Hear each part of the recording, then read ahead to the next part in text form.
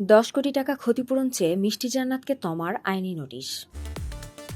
মানহানিকর মন্তব্যের অভিযোগ এনে জনসম্মুখে ক্ষমা চাওয়া এবং 10 কোটি টাকা ক্ষতিপূরণ চেয়ে অভিনেত্রী জান্নাতুল ফেরদৌস মিষ্টিকে আইনি নোটিশ দিয়েছে আরেক অভিনেত্রী মির্জা ফারজানা ইয়াসমিন তমা। বৃহস্পতিবার রেজিস্ট্রি ডাকযোগে তমা মির্জার পক্ষে এ নোটিশ পাঠান তার আইনজীবী ব্যারিস্টার সজীব মাহমুদ আলম। নোটিশে সামাজিক মাধ্যমে থাকা দুটি ভিডিও বক্তব্যের কথা উল্লেখ করা হয়েছে।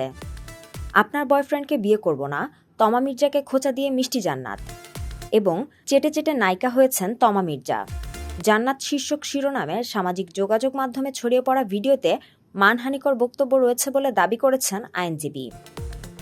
নোটিশে বলা হয়, এসব বক্তব্যে সাংবাদিক ও দেশের জনগণের কাছে তমা মির্জার সুনাম নষ্ট হয়েছে। এ ধরনের বক্তব্য তমার চরিত্র ও ব্যক্তিত্বে আঘাত হেনেছে। এটি শাস্তিযোগ্য অপরাধ। উদ্দেশ্যপ্রণোদিতভাবে ডিজিটাল মিডিয়ায় এসব মানহানিকর বক্তব্য হয়রানির উদ্দেশ্যে করা হয়েছে।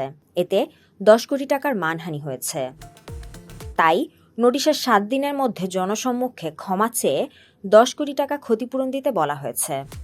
এছাড়া পরবর্তীতে এ ধরনের মন্তব্য থেকে বিরত থাকতে বলা হয়েছে। অন্যথায় প্রয়োজনীয় আইনগত ব্যবস্থা নেওয়ার কথা বলা হয়েছে।